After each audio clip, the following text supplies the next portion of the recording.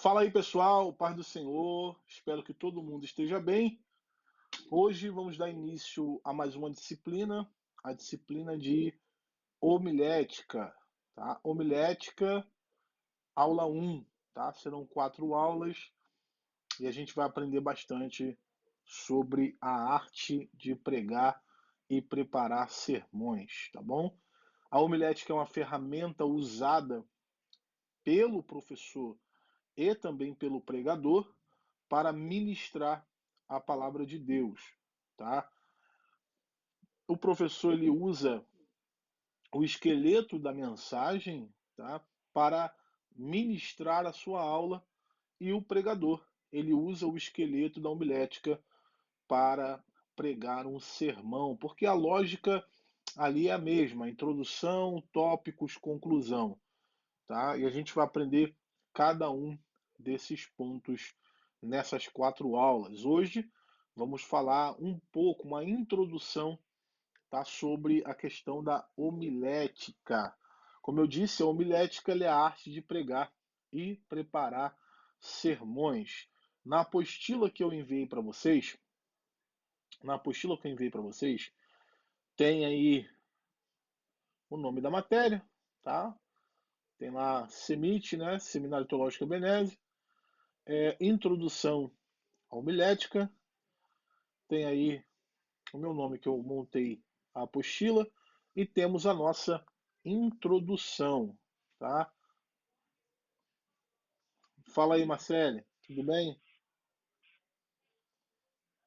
Tá me ouvindo bem?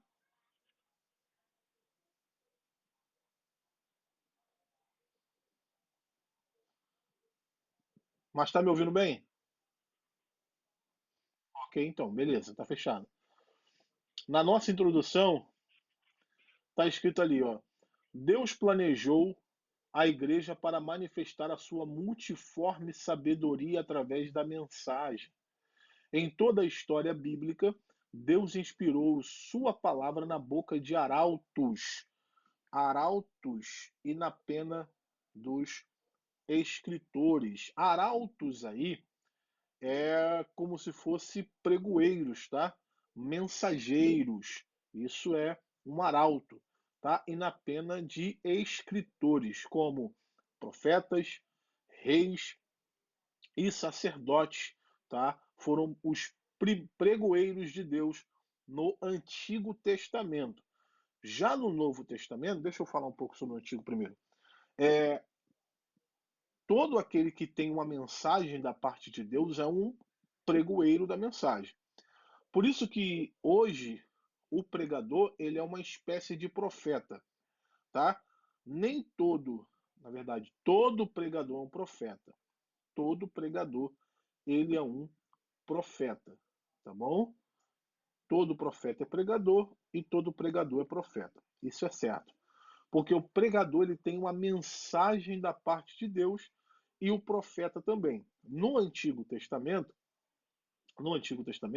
não existia ali as regras de homilética, mas os pregadores tinham uma mensagem contundente da parte de Deus. Os profetas iam até os reis e entregavam as mensagens da parte do rei, tá? Os sacerdotes eram aqueles que ensinavam o povo. Então, cada um tinha suas responsabilidades, tá? Os sacerdotes, eles ensinavam, os reis, eles administravam o reino e os profetas, eles tinham a palavra de Deus para orientar ou direcionar o povo de Deus. Por isso que quando os reis se corrompiam, automaticamente os sacerdotes também se corrompiam, tá? E se corrompendo os sacerdotes, o povo também vai se corromper, porque quem ensinava eram os sacerdotes. Então, se o ensino está corrompido, o povo também vai se corromper. Então, só sobrava quem? Sobrava o profeta que vinha com a mensagem, com a palavra de Deus para dar direção, para correção, para edificação e assim por diante. Por isso a gente vê que num contexto ali de Elias, por exemplo, o rei é corrompido, os sacerdotes são corrompidos, então o povo está totalmente inclinado à corrupção. Aí quem aparece? Elias, de Tisbe, terra que ninguém conhecia, homem que ninguém conhecia, tá? Mas ele vem com uma mensagem. Ele foi até o rei Acabe e entregou a mensagem. Ele pregou a mensagem. E a mensagem foi clara, porque a função de quem entrega a mensagem é que essa mensagem seja clara. A partir que ele recebe aquela mensagem da parte de Deus, ele tem que entregar, ele tem que passar adiante essa mensagem de forma clara, ao ponto de todos entenderem, ok? Então, no Antigo Testamento, não existiam as regras que nós temos hoje de homilética, mas homens de Deus e mulheres também entregaram a mensagem da parte do nosso Senhor.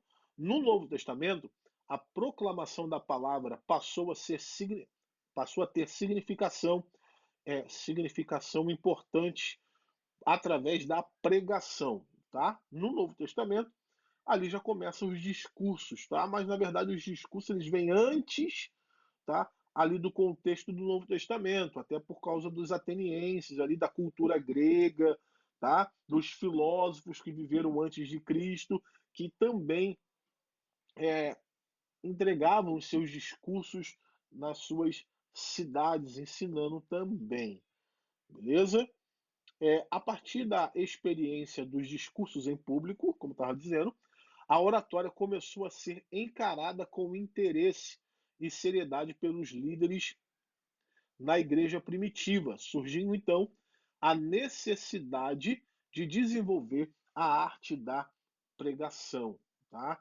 Então, a arte da pregação, ela não surge no antigo, mas a partir de um contexto mais grego ali, com a homilia, tá? Com os discursos em público que os filósofos faziam, os debates que existiam. Então eles faziam o quê? Tinham bons discursos, então eles tinham boa oratória e tinham que organizar o seu discurso de maneira convincente, tá? Ao seu público. Beleza? Então, quando chega no Novo Testamento, já tem essa cultura do discurso, do ensino, tá? Jesus ensinava com clareza. O sermão de Jesus era um sermão organizado, começo, meio, fim. Logo em seguida, o discurso dos seus discípulos também passaram a ser assim. Por exemplo, é, o discurso de Pedro. O discurso de Pedro em Atos 2 é um discurso expositivo, um discurso aprofundado. Aprofundado.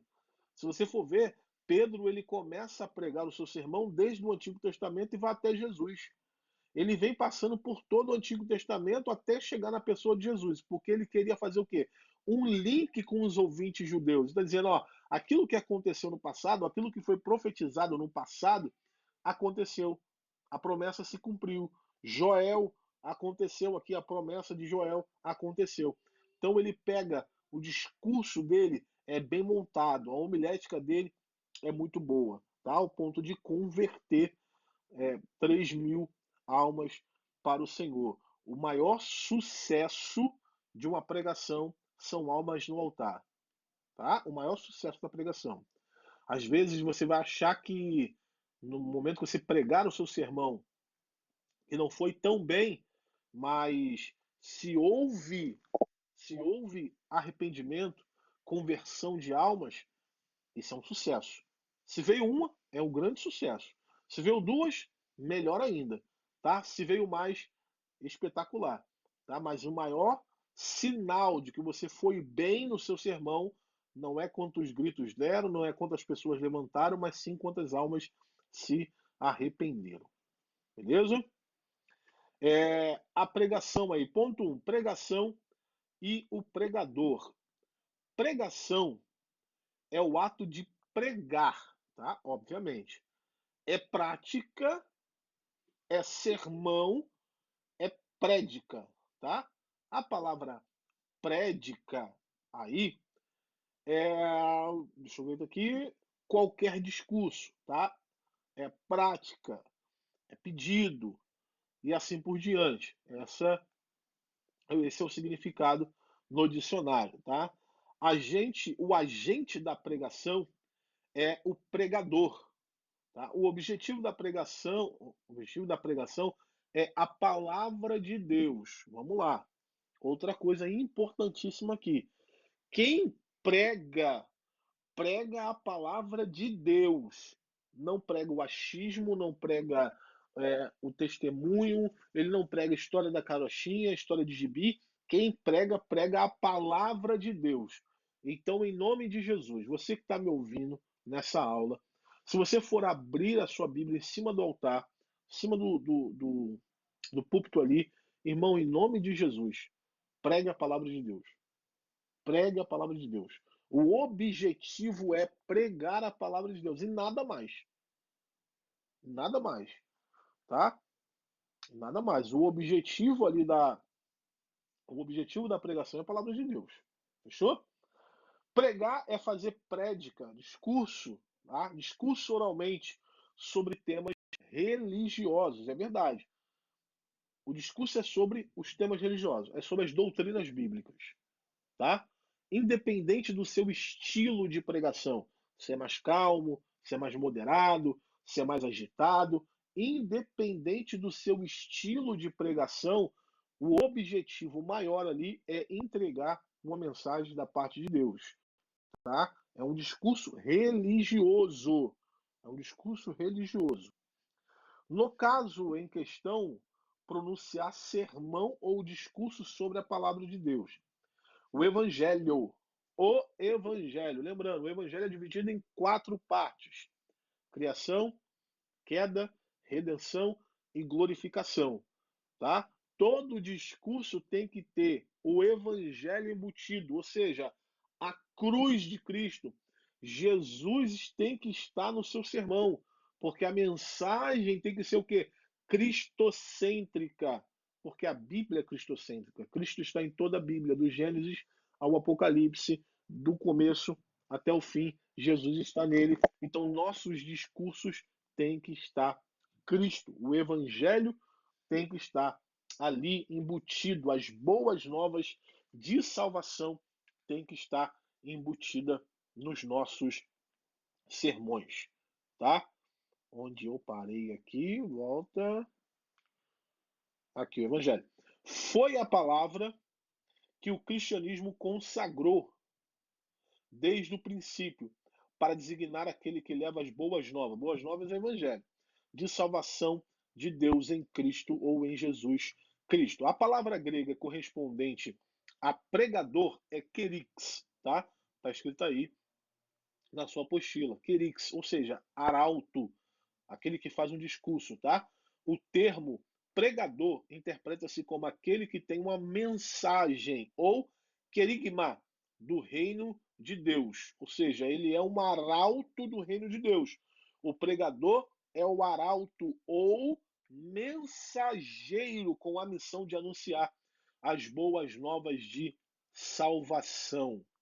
O pregador foi chamado para proclamar o ano aceitável do Senhor. Tá? Essa frase, o ano aceitável do Senhor, ela está tanto em Isaías 61, verso 12, quanto em Lucas capítulo 4, verso 19, tá? Que é uma profecia acerca de Jesus, que ele viria proclamar o ano aceitável do Senhor. Tá? Ele, no capítulo 4 de Lucas, ele entra na sinagoga, senta na cadeira, pega o rolo do pergaminho do profeta Isaías, lê e diz: hoje se cumpriu essa profecia. Tá? E ele cita a questão do ano aceitável do Senhor. Tá bom? Vejamos abaixo aí algumas definições sobre pregação. Algumas definições sobre pregação. Diz assim, ó, a primeira delas do Lloyd Perry. Diz assim: pregação é a verdade divina, desenvolvida pelo Espírito Santo, através de uma personalidade escolhida por Deus para satisfazer as necessidades humanas. Pregação é a verdade divina, desenvolvida pelo Espírito Santo através de uma personalidade escolhida por Deus, o pregador, para satisfazer as necessidades humanas. Quando fala aqui satisfazer as necessidades humanas, não quer dizer que o pregador está pregando aquilo que agrada, tá? agrada o seu público. Não. Aqui as necessidades humanas é a necessidade do evangelho, a necessidade do arrependimento, do reconhecimento de pecado, da cruz de Cristo, de todas as doutrinas bíblicas. Isso é a necessidade, tá, humana, a necessidade de ouvir o evangelho verdadeiro. Então, Perry, né, Lloyd Perry, é essa frase define bem o que é pregação. Tem outra aí do Austin Phelps, que diz assim: pregação é um discurso à mente popular sobre verdades religiosas contidas nas escrituras, tratadas de maneira elaborada com o propósito de persuadir. Esse é o maior propósito da pregação, é persuadir. Ah, mas Deus, o persuadir não é uma palavra muito forte? Sim, mas esse é o objetivo da pregação. Quando você estuda homilética, esse é o objetivo. É você organizar o seu sermão ao ponto de você conseguir persuadir os seus ouvintes a se arrepender, tá? E a se entregar a Jesus Cristo. Beleza? Pregação, agora é do Matthew Simpson. E para mim a definição mais forte do que é pregação. Eu vou postar essa, essa definição aqui hoje, agora no Stories, depois que a gente terminar essa aula aqui, que essa definição é muito forte. Pregação é a proclamação de uma mensagem de um homem que assevera aí é assegurar, certificar-se, tá? Pregação é a proclamação de uma mensagem de um homem que assevera haver experimentado seu poder e está testificando dele. Cara, que definição de pregação, tá? Pregação é isso mesmo. Quem sobe no altar, ele está fazendo o quê? Ele está proclamando uma mensagem que ele já foi impactado por ela. Então ele foi impactado por ela e está testificando de quem? De quem o impactou, que é da palavra de Deus, de Jesus e assim por diante. Cara, essa definição para mim é muito, mas muito forte. Tem outro ponto aí que é o que não é pregação. A gente viu um pouco aqui sobre as definições de pregação, mas tem outro ponto aqui, o que não é pregação. Esse ponto é importantíssimo. Esse ponto é importantíssimo. O que não é pregação? Primeiro, não é ler a Bíblia e explicar do seu jeito. Isso não é pregação. Se você leu a Bíblia e está explicando a Bíblia do seu jeito, isso não é pregação. Existem algumas regras, tá, para você explicar a Bíblia. Uma das ferramentas que nós temos é a homilética. A gente está estudando ela aqui para organizar o seu sermão. Mas existe outra ferramenta que vocês aprenderam com o presbítero Agenor, que é a hermenêutica. A hermenêutica bíblica, que é a ciência da interpretação, ela é outra ferramenta para entendermos a Bíblia de maneira clara. Então, devemos interpretar a Bíblia baseado na hermenêutica bíblica. Tem regras de interpretação. Pregação não é você pegar o seu devocional, que pode ser feito de maneira mais simples, tá bom?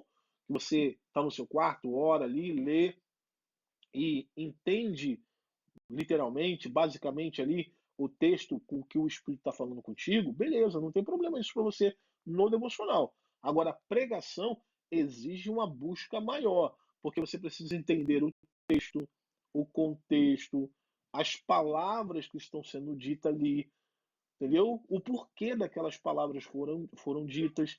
Então, existem algumas perguntas que você faz para o texto para você interpretá-lo da melhor maneira, que é por quê, para quê, quando, onde, entendeu? Então você faz esse tipo de pergunta para o texto para interpretar melhor. Então você entende todo o texto, pega o contexto histórico, contexto social, entendeu? Pega o contexto cultural, porque, por exemplo, a gente está lendo uma Bíblia que ela foi escrita 2.000 anos atrás. 2.000 anos atrás. E quem escreve é um povo que tem uma cultura completamente diferente da nossa. Com certeza vocês aprenderam isso em hermenêutica.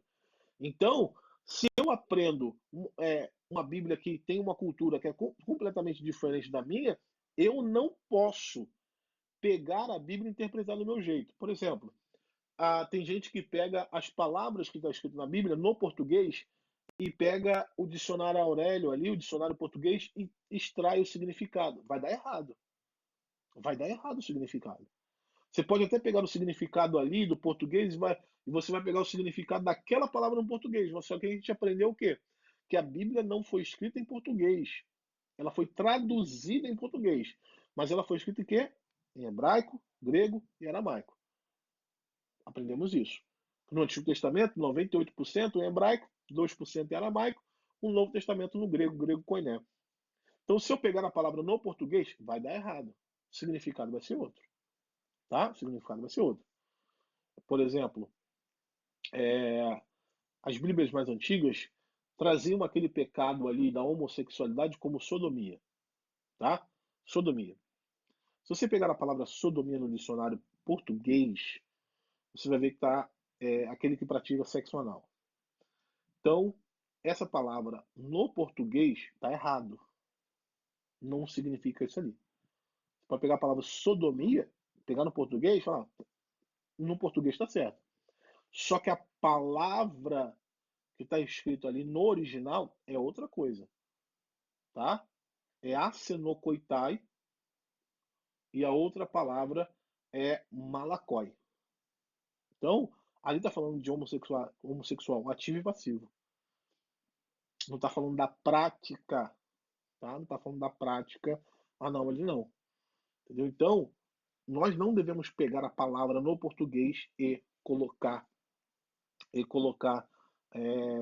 como significado, porque vai dar errado. O significado vai estar errado. Tem outras palavras, por exemplo, a palavra casa. A palavra casa no hebraico é a palavra beit. A palavra beit ali é casa, tá? Tá escrito certo na nossa tradução, é casa. Só que no original é muito mais profundo. Porque a palavra beit é casa, moradia, mas também significa casa, lugar de adoração, ou seja, igreja. E também significa casa, corpo, morada do Espírito Santo. Então a palavra casa, ou seja, beit, significa três coisas. Então se eu pegar só no português, é só casa. É só casa. Mas o significado vai muito mais além. Entendeu? Vai muito mais além. Então, eu não posso pegar para pregar, deixou bem claro, para pregar. Eu não posso pegar a Bíblia, eu não posso pegar a Bíblia e ler do meu jeito, tá? Como se eu estivesse lendo um devocional e falar, não, tá. Isso não é pregação, tá? Então eu não posso, não é pregação, ler a Bíblia e explicar do meu jeito. Isso não é pregação. Segundo, não é contar histórias. Isso também não é pregação, pelo amor de Deus. Contar histórias não é pregação. Não estou falando que você não possa contar uma parábola, você não possa contar um algo que aconteceu na sua vida, mas esse algo que aconteceu na minha vida, ou a parábola ali, né, eu posso contar dentro de uma aplicação, não na minha mensagem. Ou eu posso usar uma história para introduzir o meu sermão. Por exemplo, vou pregar um sermão temático aqui. O sermão temático, ele não precisa de um texto específico, tá? São vários textos que surgem, a gente vai aprender isso. São vários textos que surge a mensagem ali. Porque o temático é baseado no tema, não no texto específico. Então eu posso, para fazer a minha introdução, eu posso falar do dia a dia, entendeu? Por exemplo, a minha introdução no meu sermão é vigiar e orai, porque o rei está voltando. Esse é um tema que eu inventei agora, tá? Então eu posso falar, amados irmãos, vocês têm visto o que tem acontecido no mundo, muitas guerras, conflitos e tudo mais. Isso é uma introdução. Não é bíblica, mas é uma introdução que vai me levar ao texto que eu quero e ao tema tá proposto. Estou falando o que está acontecendo no mundo, guerras e tudo mais, aí eu encaixo a Bíblia. Como a Bíblia diz que Jesus voltaria, pá, o princípio das dores, guerras, rumores de guerras e tudo mais. Entendeu? Então eu posso contar essa história. Essa história não pode ser longa, até porque a introdução é de 3 a 5 minutos. De 3 a 5 minutos é uma introdução perfeita, tá? Então, pregação não é contar histórias. Então, eu fui viajar. Cara, eu não posso fazer isso. Isso não é pregação. Tem pessoas que é, trabalham o dia todo, vão cansado para casa para ouvir história da carochinha. Eu não quero assim, tá? Vocês não devem ser assim. Vocês, alunos aqui do CEMIT, têm que pregar a mensagem de maneira pura. A mensagem, a Bíblia Sagrada. Posso encaixar no meu sermão, numa aplicação, no meu testemunho. Estou falando sobre livramento no meu sermão. O irmão, aconteceu comigo, fui assaltado, mas Deus me deu livramento. Eu posso encaixar isso na minha aplicação. Deus me deu livramento, agora vai dar para você também, em nome de Jesus, 1000 cairão lado, 10.000 à direita, mas você não é atingido, pá, acabou. Entendeu? Então, você pode encaixar a aplicação no meio, perdão, a história no meio da aplicação, tá? Então vamos lá. O que não é pregação, não é ler a Bíblia e explicar do seu jeito, não é contar histórias e falar, não é contar histórias, e o terceiro aí, não é falar tragédias. Isso também não é pregação, gente. Já viu aquelas pessoas que sobem no altar só para contar testemunho? Nem testemunho, é testemunho. Testemunho. Então, isso é muito feio. Muito feio mesmo. A gente não tem que subir é, no altar para contar esse tipo de coisa. Quarta coisa aí. Só separei algumas, tá? Vocês podem ver que tem mais coisas. Quarta coisa. Não é palestra. Pregação não é palestra. Uma coisa é ensino, outra coisa é pregação, tá? Mas é isso, tem gente que prega ensinando, sim. Tem gente que prega ensinando. Só que entenda uma coisa: pregação é uma coisa, ensino é outra. O ensino é para atingir a mente. A pregação, coração, tá? Porque tem aplicações pessoais ali. Então vamos lá. O ensino, aquilo que a gente está tendo aqui, é mais para atingir a nossa mente, o nosso intelecto. A pregação pode atingir? Tem que atingir também o nosso intelecto. Mas o objetivo mais é edificar nosso coração, tá? Atingir o nosso coração. Esse é o maior propósito. Então, você pode separar o dia para palestra e o outro dia para pregação. Beleza? Então, tem que aprender a separar. Mas é isso, fui chamado para dar um estudo na minha igreja, mas não é na sala, é no púlpito. Sim, então é um estilo palestra. Você vai levar lá o seu PowerPoint, ou vai entregar algumas apostilas, você vai falar, vai conferir na sua apostila, entendeu? Então, é diferente de uma pregação, porque a pregação ela é mais dinâmica, ela é mais dinâmica do que o ensino, tá? O ensino é mais engessado ali. A pregação é uma coisa mais dinâmica. Por isso que temos que ter cuidado no que vamos falar na pregação, porque na pregação não dá tempo de explicar. Não dá tempo de explicar tudo. Na aula, não. Eu posso falar alguma coisa aqui, alguém ficar com dúvida, levantar a mão e eu posso explicar aquilo que eu falei. Na pregação não dá tempo.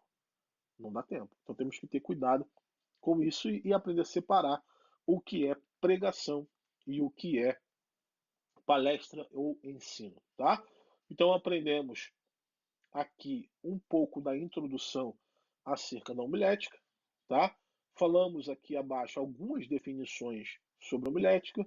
O que não é pregação, tá? Não é pregação, não é ler a Bíblia do seu jeito, explicar do seu jeito, não é contar histórias, não é falar tragédias, não é palestra, tá? Segundo ponto aí, qual o objetivo da pregação? Aí o objetivo da pregação está na própria Bíblia. 2 Timóteo capítulo 4, verso 2, na NTLH, que é a nova versão da linguagem de hoje, diz assim: preguem a mensagem. Perdão, preguem a mensagem. Insista em anunciá-la, seja no tempo certo ou não. Procure convencer, repreender, anime e ensine com toda a paciência. Por que ele falou isso? Porque a pregação ela tem que ter no mínimo três coisas: ensinamento, exortação e edificação, tá? Que está contido em tudo isso aqui. Então eu tenho que pregar a mensagem e insistir em anunciá-la. Não posso só pregar uma vez. Não posso só pregar uma vez a mesma coisa. Eu tenho que pregar a mesma coisa direto, direto. Salvação, Cristo, isso tem que ser pregado direto. Volta de Jesus, tá? Seja no tempo certo ou não. Tá? Procure convencer. Lembra do persuadir que a gente estava falando lá atrás? Do convencer. Repreender. Aí vem a exortação, tá vendo? Anime e ensine com toda a paciência e edificação. Tá? Então, eu ensino, eu exorto e eu edifico. Tá? Eu não posso só ensinar, não é ensino, não é pregação. Eu não posso só exortar, porque eu vou estar batendo na igreja, mas e aí? E aí? Só vai bater? Só vai quebrar a igreja? Não vai edificar? Então, eu não posso só edificar, eu tenho que ensinar e tenho que exortar. Por isso que tem muitas mensagens por aí que é mensagem de autoajuda. O cara só ajuda, só ajuda, só ajuda, ele só edifica, só edifica, só edifica. Mas e a exortação? E a pregação do pecado? Entendeu? Então, tem que tomar cuidado com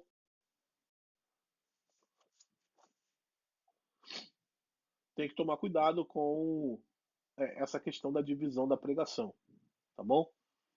Tem que tomar cuidado. Tá me ouvindo, Marcelo?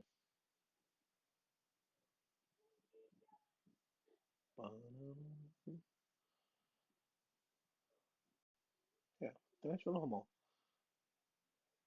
Mas tá me ouvindo agora?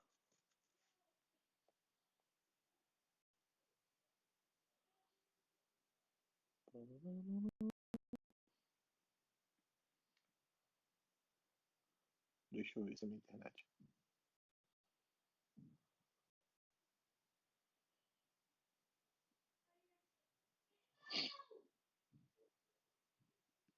Nem conectado eu tava no Wi-Fi.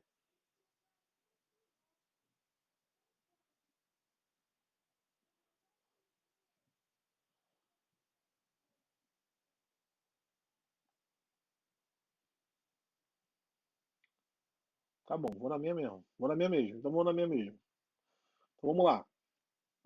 Então o objetivo da pregação é ensinar, exortar e edificar. Beleza? Ensinar, exortar e edificar. Toda pregação tem que ter essas três coisas: ensinamento, exortação e edificação. A palavra edificar aí é uma construção a partir do solo, tá? Construir a partir do solo. E exortar não é dar cajadada nos outros batendo. Não, não, não. Exortar é tirar do chão. É levantar para tirar do chão. Isso é exortar. As pessoas confundem as coisas. Lembra? As pessoas falavam, ah, sou vaso de concerto. Não, vaso de concerto não existe. Tá? Porque vaso não conserta vaso. Vaso não conserta vaso. Então, quem é o responsável por consertar é o próprio Jesus. Em 2 Timóteo capítulo 3, verso 16, diz assim, ó, pois toda a escritura sagrada é inspirada por Deus e é útil para ensino, ensinar a verdade, condenar o erro, corrigir as falhas e ensinar a maneira certa de viver. Por isso que a pregação é importante. Tá? O culto mais importante da igreja é o culto de ensino, na minha concepção. Tá? O culto de ensino é o culto mais importante da igreja.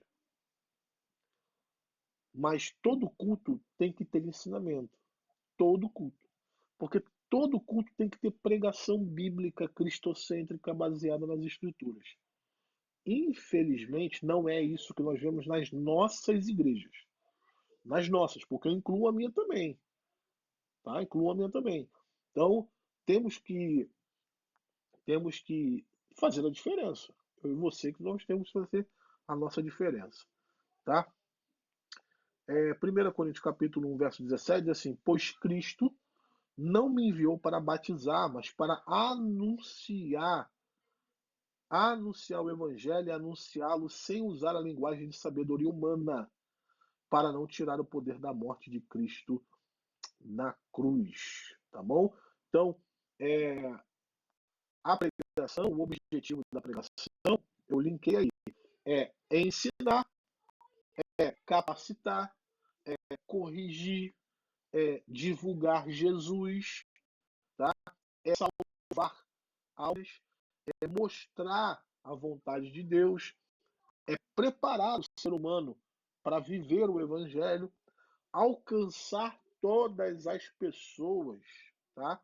Libertá-las do poder do pecado. Isso é a pregação. Esse é o objetivo da pregação. Fazer aliança com Deus. Tá bom? Então, esse é o objetivo da pregação. Fechou? Esse é o objetivo da pregação. No terceiro ponto aí, é isso mesmo, porque o segundo é o objetivo da pregação. No terceiro ponto, tem as espécies de sermões. Nas espécies de sermões, está escrito assim: basicamente, há 3 espécies de sermões. Essa classificação é a mais preferida dos pregadores, que são as seguintes. Primeiro, sermão tópico ou sermão temático, tá? O nome é tópicos ou temático.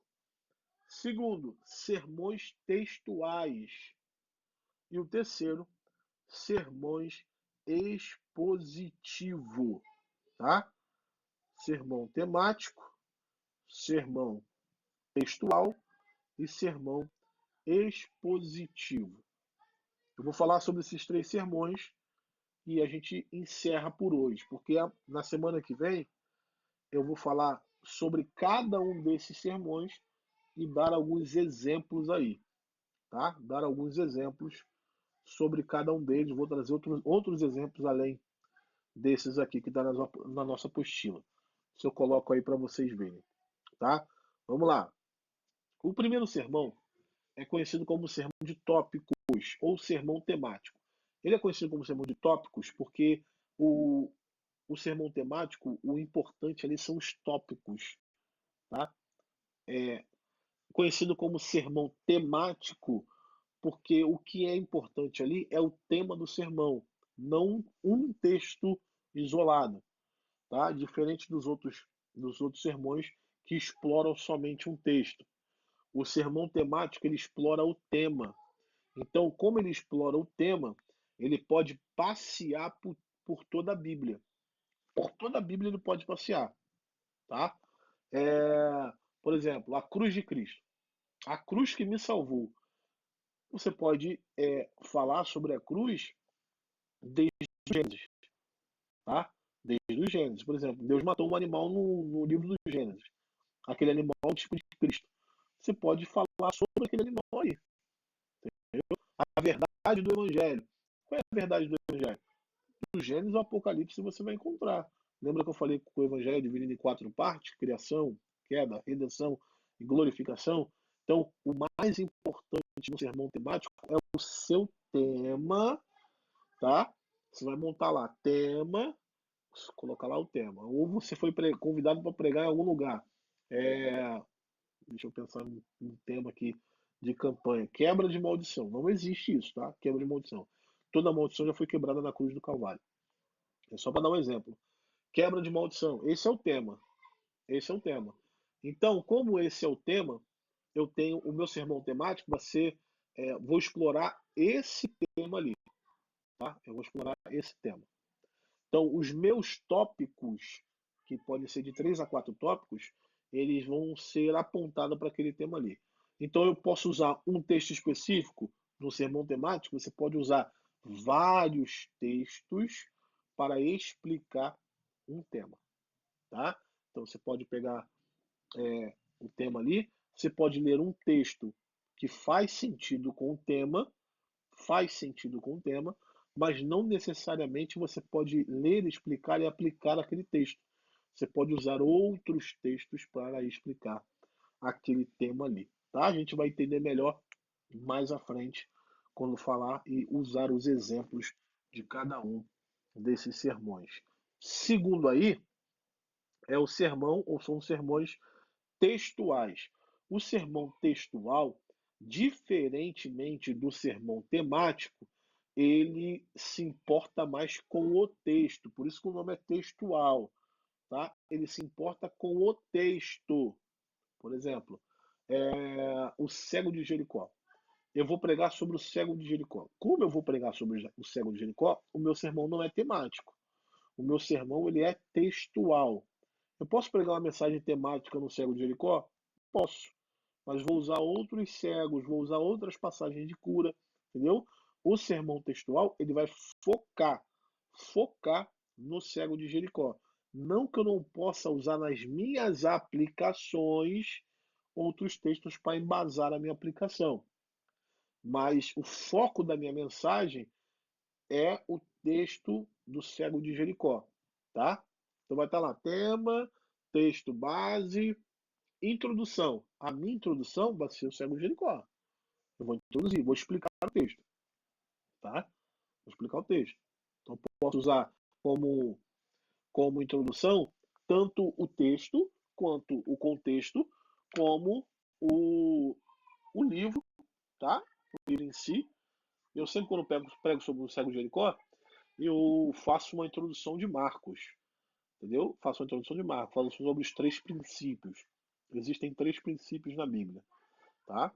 Em João, no Gênesis e em Marcos. Marcos 1, verso 1. No princípio, o princípio do Evangelho de Jesus, Filho de Deus. Entendeu? Aí eu falo por que Marcos escreveu o seu Evangelho.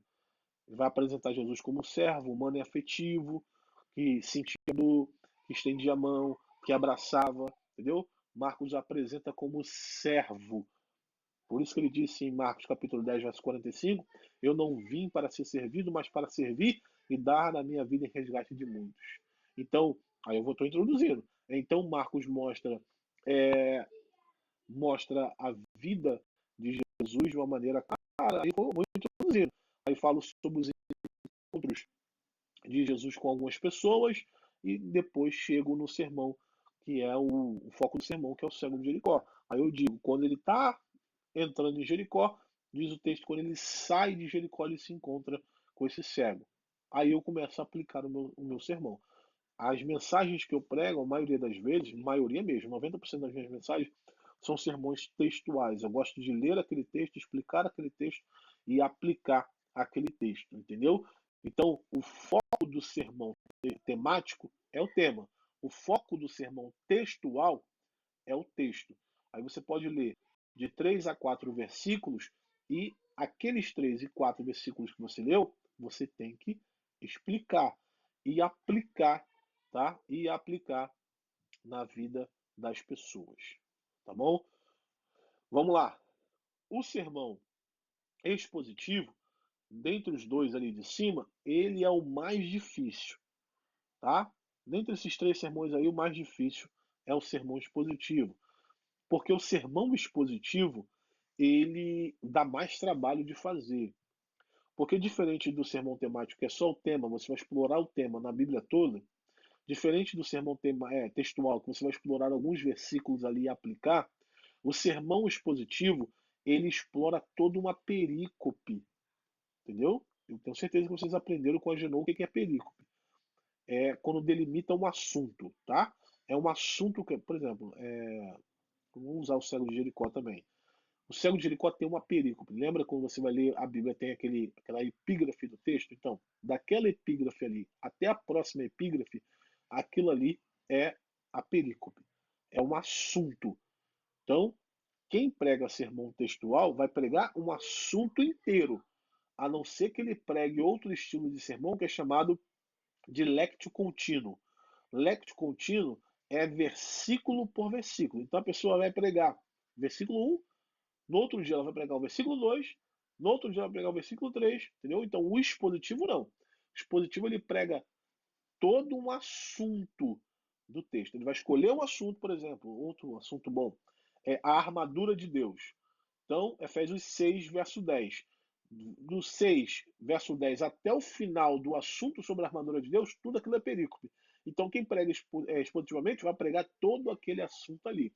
Vai explicar o que era a armadura, quem usava o estilo de armadura, os estilos de escudo, os estilos de espada, e no final vai trazer aplicações pessoais para a vida das pessoas.